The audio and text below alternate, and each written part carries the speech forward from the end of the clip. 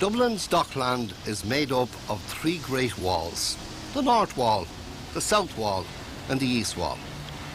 The gateway to the heart of East Wall are Annesley Bridge on the River Tolka, the Five Lamps, the Point Session Building and the East Link Bridge.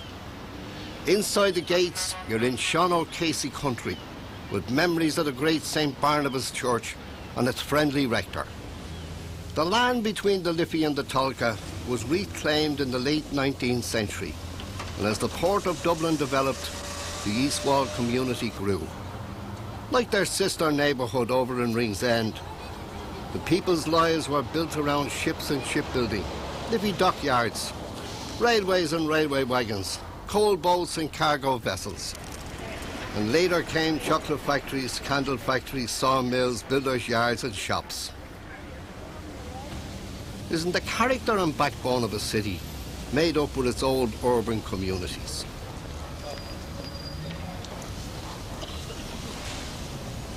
These shops were in Church Road when I was a chiseler, delivered in the laundry in the 1940s.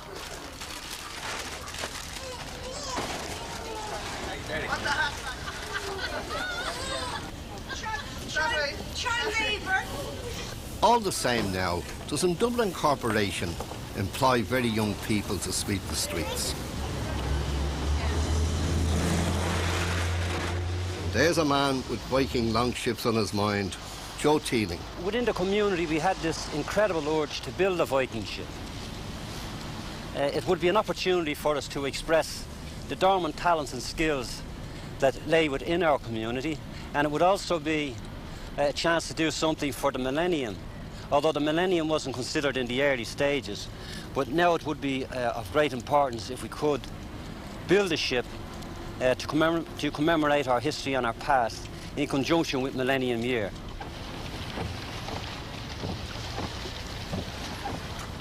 The project got started with Patsy Whelan, who built the skiffs for us down in our local water sports club.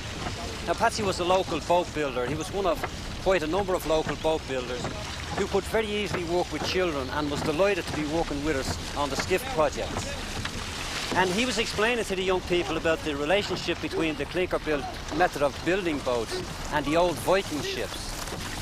And the idea then was tossed to him, would he be able to build a Viking ship?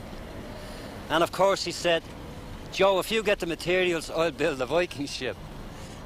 Unfortunately, Patsy Whelan took ill and passed on us, and the Viking ship had to be shelved for a period of time. So Paddy Carroll up in Coolock was mentioned to me, and he was now in Coolock but originally from East Wall, from again a long line of boat builders down in East Wall. And when he was approached, he said, like Patsy Whelan, almost the very same words, if you get the timber, Joe, I'll build you a Viking ship. It became very clear and very evident early in the actual project the capacity of this man's skills. I think there was no aspect or area of the ship that he hadn't examined. Now, whether this was his birthright due to the fact that he belonged to a long line of shipwrights from East Wall, or whether it was due to the man's own intelligence, but his incredible knowledge of the entire ship and ships in general and engineering and all aspects of boat and boating carried this whole project through to the last. And he had the respect of every man and boy on the shop floor. It was a wonderful experience. The Vikings came up the River Liffey in the year 795 and fell in love with Dublin. They came to rob our gold and silver, but clever Dublin, the old Black Pool, the old Baile Clia, the Ford of Hurdles, robbed their hearts and cast her spell and made them stay.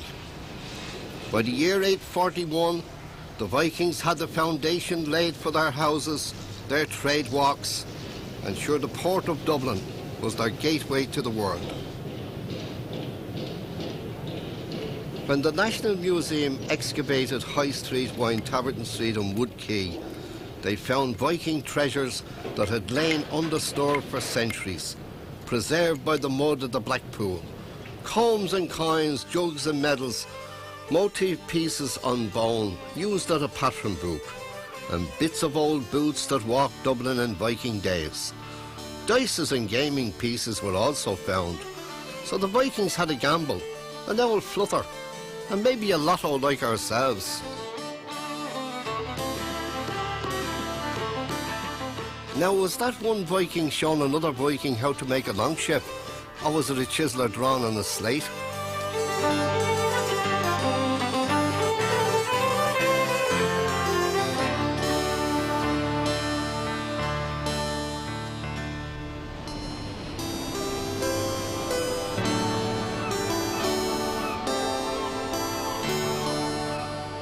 Oslo Fjord on the coast of Norway.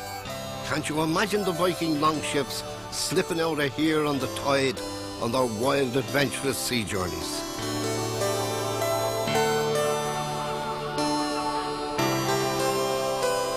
Now, Joe Teeling and Paddy Carroll have made the reverse journey to plunder Viking longship knowledge. King Olaf's palace in the heart of Oslo, looking down over Karl Johan's Gat.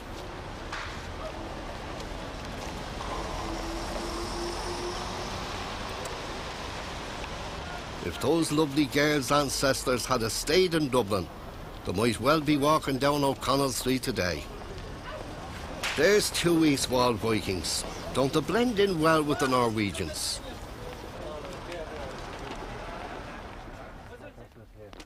Our East Wall Viking heroes are about to launch an attack on the famous Gotstad longship.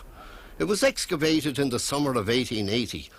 Kings, queens, princesses and wealthy jarls were buried with their ships. The unique blue clay of Norway preserved the Gotstad for posterity. Now in the care of Dr. Arne Emil Christiansen of Oslo University. Look at the size of that piece of timber there. Yeah. And I don't know where we get that, you know, what kind of a tree. Well, I thought you had good oak forests in Ireland, better than ours at least. No, nothing this size. No, I think England depleted all our forests during the Spanish War. I think Peel alone will take 68 feet, is it? 68 feet? It's about 18 meters metric, 18 meters, yeah. And then you would need a huge piece of oak for the stem too. And well, I'd say the Vikings had to chop down half the trees in Norway to build this ship, you know. yes, you'll have to look around to get a good oak with the curve for the stem. Paddy wants to find out how they steered the ship. Big lump of timber, huh?